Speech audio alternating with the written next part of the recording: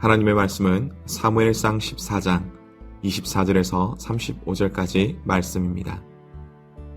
이날에 이스라엘 백성들이 피곤하였으니 이는 사울이 백성에게 맹세시켜 경계하여 이르기를 저녁 곧 내가 내 원수에게 보복하는 때까지 아무 음식물이든지 먹는 사람은 저주를 받을지어다 하였음이라.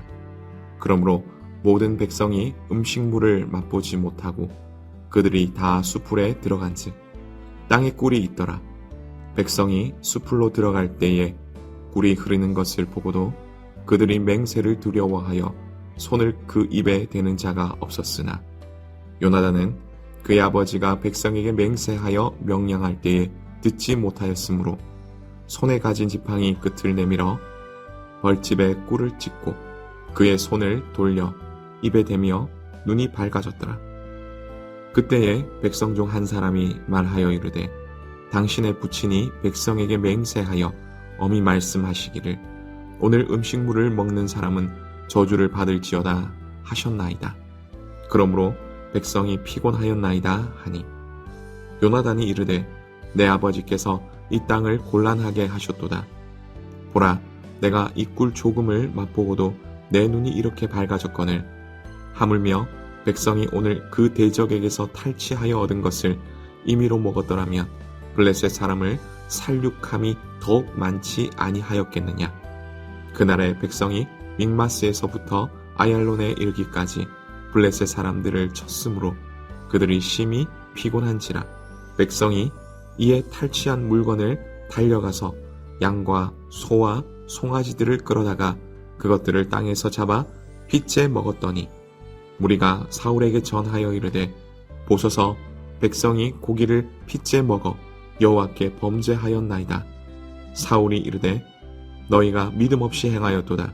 이제 큰 돌을 내게로 굴려오라 하고 또 사울이 이르되 너희는 백성 중에 흩어져 다니며 그들에게 이르기를 사람은 각기 소와 양을 이리로 끌어다가 여기서 잡아먹되 핏째로 먹어 여호와께 범죄하지 말라 하라 하매 그 밤에 모든 백성이 각각 자기의 소를 끌어다가 거기서 잡으니라. 사울이 여호와를 위하여 제단을 쌓았으니 이는 그가 여호와를 위하여 처음 쌓은 제단이었더라. 아멘. 오늘 읽은 말씀을 가지고 무엇을 위한 맹세인가 라는 제목으로 함께 말씀을 나누고자 합니다.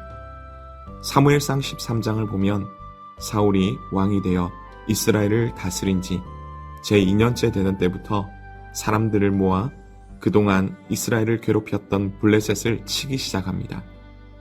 물론 말도 안 되는 싸움이었음에도 불구하고 하나님께서 사울 왕을 도우심으로 이기게 된 것입니다. 그러자 더욱 사람들이 사울 왕 곁으로 모여들기 시작했습니다. 하지만 이 가운데 치명적인 실수를 하게 됩니다. 그것은 바로 전장에서 사울이 사무엘을 기다리다가 제사장 외에는 하지 못하는 제사를 자신이 한 것입니다. 이로 인해 사울 왕은 하나님의 마음에서 배제되게 되는 것이죠. 그럼에도 아직 왕의 직책은 계속되며 블레셋과의 싸움은 계속 이어집니다. 그러한 상황 가운데 요나단 왕자로 인해 다시 블레셋과의 전투가 이어졌습니다. 요나단 왕자의 급습으로 블레셋 진영이 무너지고 있었기에 이 기회를 통해 블레셋을 치기로 한 것입니다. 23절의 말씀처럼 여호와 하나님께서 이스라엘을 구원하심으로 전쟁에서 승리하게 된 것입니다. 그런데 전투를 하다 보니 이스라엘 군인들은 매우 지쳐 있었습니다. 무엇이라도 먹고 힘을 내야 함에도 오늘 본문 24절에 보니 사울이 백성들, 즉 군인들에게 맹세시켰는데 이는 원수들에게 보복하기까지, 다시 말해 싸움이 끝날 때까지 아무것도 먹지 마라. 먹는 날에는 저주를 받을 것이다. 라고 그렇게 맹세한 것입니다. 사울 왕은 단순히 열심히 싸워라 라는 것을 넘어서서 자신의 승리로 착각하고 승리에 취한 것입니다. 왜입니까? 24절에서 블레셋에 대해 말할 때에 하나님의 원수가 아닌 내 원수라고 그렇게 하는 것입니다. 사울 왕의 아들 요나단 왕자가 6절에서 블레셋 사람들에게 대해서 말하기를 할례받지 않은 자로 그렇게 말하는 것입니다. 나중에 다윗 역시 사무엘상 17장 36절에서 이스라엘을 향해 모욕을 주는 골리앗에 대해 말하기를 이 할례받지 않은 블레셋 사람이라고 칭하는 것이죠. 하지만 사울 왕은 이 블레셋 사람에 대해서 말할 때 하나님의 원수가 아닌 내 원수다라고 그렇게 말하고 있는 것입니다. 결국 사울 왕은 하나님의 승리 앞에서 하나님께 영광을 돌리지 않고 자신에게로 영광을 돌리고 있는 것이죠. 다시 말하면 교만한 모습을 보이고 있는 것입니다. 그로 인해 어떤 일이 일어났습니까? 전혀 상황에 맞지 않는 맹세를 하게 된 것입니다. 그것도 자신만 하는 것이 아니라 이스라엘 전 군사들에게 그렇게 맹세를 시킨 것이죠. 사랑하는 성도 여러분, 잠언 16장 18절에서 교만은 패망의 선봉이요 거만한 마음은 넘어짐의 앞잡이니라고 그렇게 말씀합니다. 잠언 16장 5절에서는 무릇 마음이 교만한 자를 여호와께서 미워하시나니 피차 손을 잡을지라도 벌을 면하지 못하리라고 그렇게 말씀하는 것입니다. 성경을 보면 교만으로 인해 수많은 사람들이 넘어졌습니다. 아담과 하와도 그랬고요. 시스라도 그랬습니다.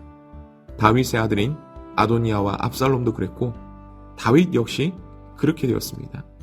후대 보면 히스기야 왕도 그랬고요. 무보다 신약시대 예수님의 제자 베드로까지 그러했습니다. 그런데 이러한 교만은 자신뿐 아니라 다른 사람들도 괴롭게 하며 망하게 하는 것입니다.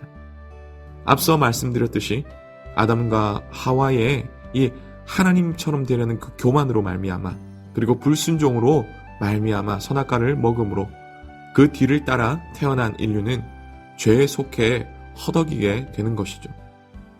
압살롬이나 아도니아를 따랐던 사람들도 그들의 죽음과 함께 그 좋은 것들을 내려놓게 되는 것입니다. 다윗의 교만으로 말미암아 인구조사를 함으로 그에 대한 재앙으로 말미암아 전염병이 돌아서 7만 명이나 되는 사람들이 죽게 되는 것입니다. 오늘 본문에서도 마찬가지입니다. 사울 왕의 교만으로 인해서 그로 인한 맹세로 인해서 수많은 이스라엘 병사들이 대적 블레셋을 더 많이 죽이고 완전한 승리를 할 수 있었음에도 불구하고 그렇지 못했다는 것이죠. 그로 인해 오히려 나중에 골리앗과의 전투라는 큰 우환을 남기게 되는 것입니다.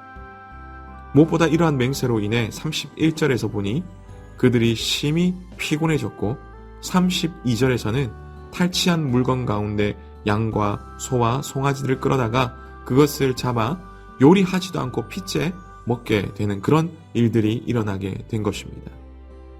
이 피에는 생명이 있으니 피를 먹지 말라는 그 하나님의 말씀 자체도 어기게 만든 것이죠. 오늘 우리는 어떤 마음으로 생각하며 어떤 말과 행동으로 표현하며 살아가고 있습니까? 겉으로는 좋은 말을 하는 것 중요합니다. 잠언 25장 11절에서 경우에 합당한 말은 아로새긴 은쟁반의 금사간이라 라고 그렇게 말씀하면서 말의 중요함을 말하는 것이죠. 그러나 예수님께서 마태복음 15장에서 제자들이 손을 씻지 않고 떡 먹음에 대해 바리새인들과 서기관들이 지적함에 대해 말씀하시길 18절에서 20절까지 이렇게 말씀합니다. 입에서 나오는 것들은 마음에서 나오나니 이것들이야말로 사람을 더럽게 하느니라.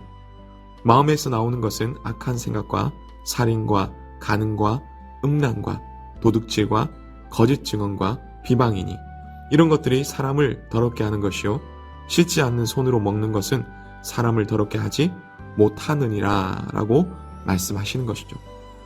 그리고 누가복음 6장 45절에서 선한 사람은 마음에 쌓은 선에서 선을 내고 악한 자는 그 쌓은 악에서 악을 내나니 이는 마음에 가득한 것을 입으로 말함이니라 라고 말씀하시듯이 결국은 마음속에 있는 것, 마음속에 쌓아둔 것이 중요하다고 그렇게 말씀하시는 것입니다.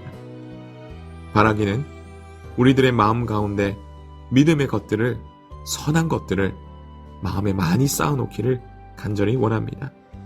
그래서 그것들이 우리의 삶 가운데서 말과 행동으로 표현되므로 나의 교만이, 나의 욕심이 아닌 오직 하나님의 뜻과 하나님께 영광 돌리는 그런 삶이 나타나기를 간절히 소망합니다. 그래서 사람을 살리며 생명을 살리며 하나님 나라의 확장을 이루어 가시는 그런 우리 모두 되시기를 주님의 이름으로 축복합니다.